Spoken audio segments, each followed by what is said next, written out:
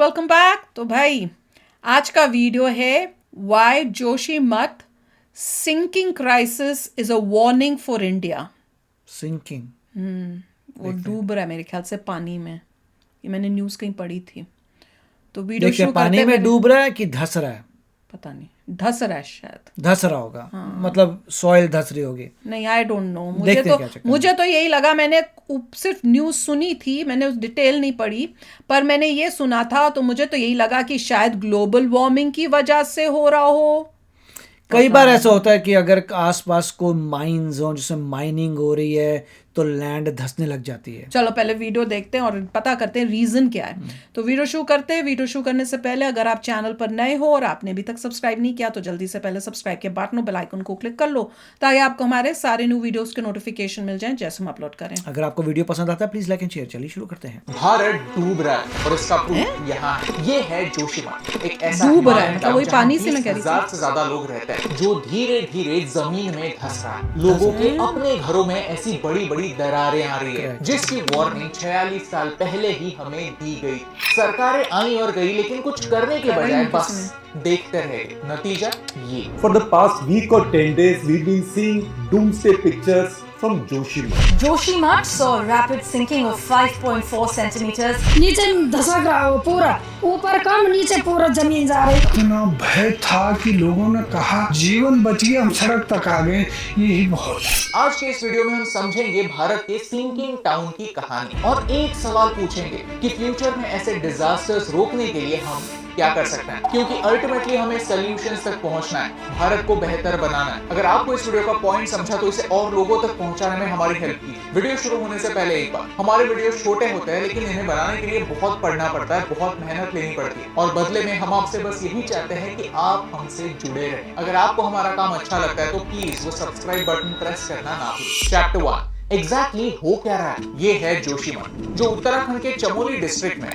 1875 metres की height पे बसा एक टाउन या छोटा शहर। जोशीमठ को ज्योतिर्मठ भी कहता है। ये जगह स्पेशल इसलिए है क्योंकि यहाँ लोग बद्रीनाथ के दर्शन के लिए आते हैं। उत्तराखंड देवभूमि के नाम से जाना जाता है और चार धाम यात्रा में ये जगह एक इम्पोर्टेंट स्टेशन बन जाती है। मिलिट्री पॉइंट ऑफ व्यू से भी ये जगह काफी इंपॉर्टेंट, क्योंकि यहाँ से कुछ ही किलोमीटर दूर भारत चाइना की डिस्प्यूटेड बॉर्डर LAC यानी लाइन ऑफ एक्चुअल कंट्रोल, यहाँ 20 मिलिट्री कैंप्स और इंस्टॉलेशंस हैं। इन शॉर्ट ये जगह टूरिज्म, रिलीजन और मिलिट्री तीनों के लिए इंपॉर्टेंट। चैप्टर 2 कहानी शुरू कहां से होती है। बात है 2021 की, जब इस एरिया में हेवी फ्लड्स और रेनफॉल हुआ था, जिसके बाद धीरे धीरे वहां के घरों में ऐसे क्रैक्स डेवलप होने लगे। सरकार ने एक सर्वे किया और कई बिल्डिंग्स को अनसेफ डिक्लेयर कर दिया। आप सोच रहे होंगे कि इसके बाद कंस्ट्रक्शन रुक गया होगा।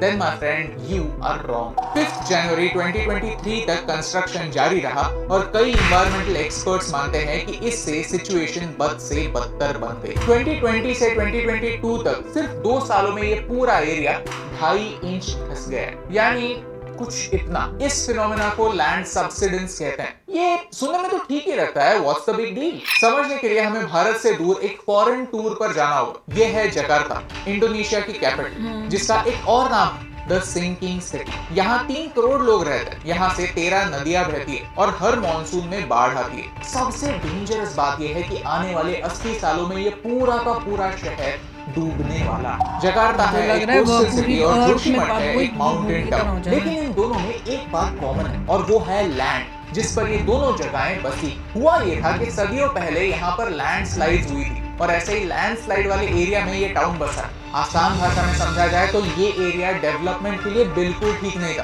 क्योंकि ये लूज सैंड और रॉक से बना है। हिमालय दुनिया के यंगेस्ट माउंटेन्स है जिनकी हाइट हर साल बढ़ती है। ये इंडियन प्लेट हर साल 2 इंच यूरेशियन प्लेट की ओर बढ़ती है और हिमालय पर्वतों को और पुश करती है। इसकी वजह से हिमालयों में भूकंप आते हैं और इस एरिया को और ज्यादा अनस्टेबल बनाता है। ऐसे सिचुएशन में यहाँ पर आबादी जितनी बढ़ेगी उतने ही डिजास्टर्स के चांसेस बढ़ेंगे। चैप्टर 3 सच को छुपाया क्यों जा रहा है। अब मुद्दे की बात करते हैं। बात सिर्फ जोशीमठ की नहीं है, उत्तराखंड के 395 विलेजेस की। ये सारे विलेजेस डिजास्टर प्रोन एरिया में आते हैं। यहाँ पर कोई भी प्रोजेक्ट, कोई भी डेवलपमेंट होते हुए एक्स्ट्रा केयरफुल रहने की जरूरत होती है। इसकी वार्निंग हमें आज या कल नहीं, 46 इयर्स अगो 1976 में दी गई थी। मिश्रा कमेटी रिपोर्ट साफ साफ ये कहता है कि ये सारा डेवलपमेंट जिस एरिया में हो रहा है वो रॉक स्टेबल नहीं है। अर्थक्वेक्स की वजह से, फ्लडिंग और वाटर पर्कुलेशन की वजह से ये रॉक हिल रहे हैं। इस रिपोर्ट में वार्न किया गया था कि heavy construction, excessive tree cutting और स्लोप्स पर खेती की वजह से यहाँ के रॉक्स और अनस्टेबल होने वाले हैं। पैरों के नीचे की जमीन कमजोर हो रही है। सवाल यह है कि अगर ये बात हमें पहले से पता थी तो एक्शन क्यों नहीं ली गई? इसरो ने कुछ ही दिनों पहले एक रिसर्च पेपर पब्लिश किया, सैटेलाइट इमेजेस भी दिखाए, लेकिन अगर आज वो रिसर्च आप ढूंढने जाए तो आपको वो नहीं मिलेगा। ये रिसर्च अब हटाया गया है। तो मेरे मन में एक सवाल आता है, सरकार हमसे क्या छुपाना चाहती? भारत के हर नेता से मेरी एक कंप्लेंट जरूर है कि सक्सेस का क्रेडिट लेने सब आता है, लेकिन असली मदद की जरूरत तो तब होती है जब एक स्कीम फेल होती। एक नेता और एक लीडर में यही डिफरेंस होता है कि नेता अपने फायदे की सोचता है और एक लीडर लोगों के फायदे। जो असली लीडर होगा वही इस पॉइंट को समझेगा।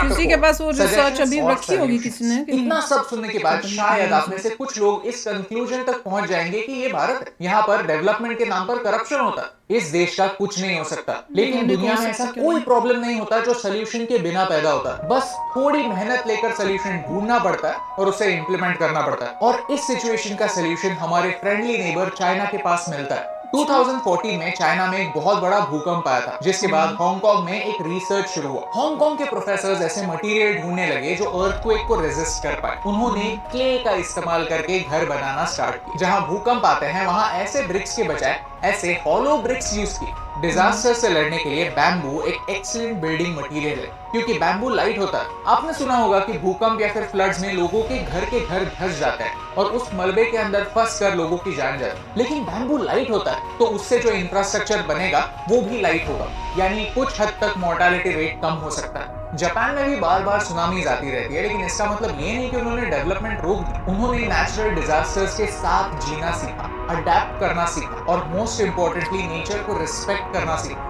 जिस टाइप का कंस्ट्रक्शन शहरों में काम आता है वैसा ही टाइप का कंस्ट्रक्शन यहाँ पर नहीं हो सकता। ये उन्होंने समझा, क्योंकि सबसे बड़ा प्रॉब्लम है अनकंट्रोल्ड डेवलपमेंट, जो एक कैंसर की तरह भारत को बर्बाद कर रहा है। जो हो रहा है होने दो, जैसा चल रहा है चलने दो, सारी वार्निंग्स को इग्नोर करो और कुछ होने के बाद अफेक्टेड फैमिलीज को थोड़े से पैसे देकर चुप करो।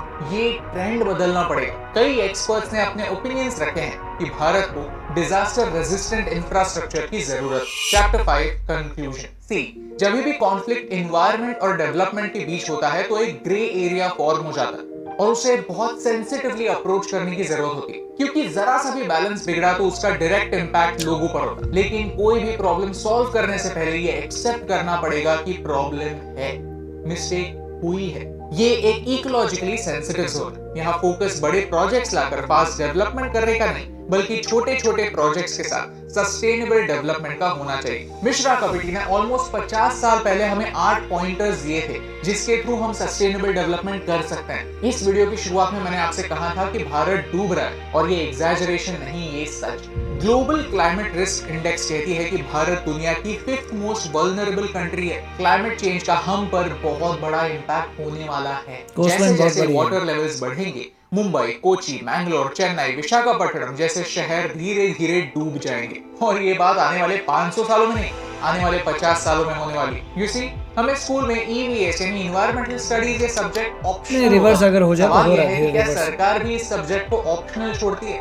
क्यों? डेवलपमेंट के नाम पर हमारे यहाँ तो EVS कोई सब्जेक्ट ही नहीं है। आज पाकिस्तान जाके पता चला था इकोनॉमी हरियाणा फ्लड की वजह से कोलैप्स होने के कगार पर। अगर हम भारत को बचाना यहाँ पे चाहते हैं दूसरे तो तरीके इसे से एज अ वार्निंग साइन लेना ही होगा और तुरंत सही कदम उठाना होगा। अगर आपको इस वीडियो से वैल्यू मिली, इशू समझने में मदद हुई, तो इसे अपने दोस्तों के साथ शेयर कीजिए, क्योंकि देश डूब रहा है और इस डूबते हुए देश को एक तिनके का सहारा है, आपका सहारा, और यही इंपॉर्टेंट रिमाइंडर आप तक पहुंचाने से मुझे पर सुन के कि 50 साल के अंदर इतना मेजर डिजास्टर हो सकता है क्या कह रहे हैं, होएगा ही अगर कुछ ना कोई स्टेप्स ड्रास्टिकली लेना।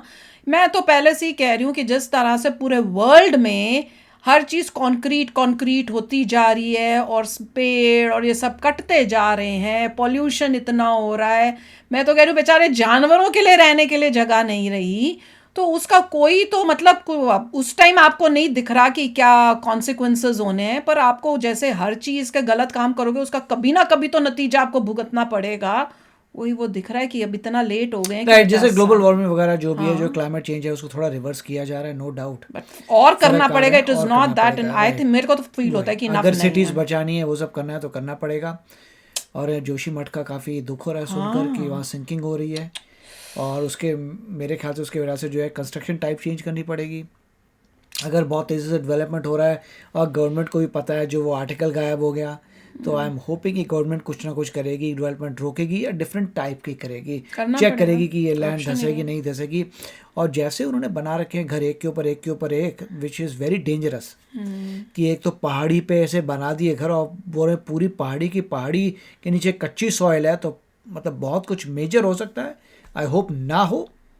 और मेरे ख्याल से अभी से गवर्नमेंट को कुछ ना कुछ करना चाहिए टू मेक श्योर कि जो साइंटिस्ट हैं वो कोई ना कोई सोल्यूशन ला सकते हैं, और लोगों को रिपेयर करने पड़ेंगे अपने घर, और आई डोंट नो कैसे शॉक प्रूफ कैसे बनाएंगे। मगर ये पॉइंट अच्छा था कि आप मटेरियल जिससे बना रहे हैं वो चेंज कर दीजिए, और बैम्बू टाइप की चीज़ कोई करिए। लाइट हो जो, चाइना ने तो बैम्बू ढूंढा क्योंकि उनके पास बैम्बू बहुत अवेलेबल है। इंडिया को कोई ऐसा मटेरियल देखना पड़ेगा जो हमारे पास बहुत अवेलेबल है, जिससे हम घर बना सकें।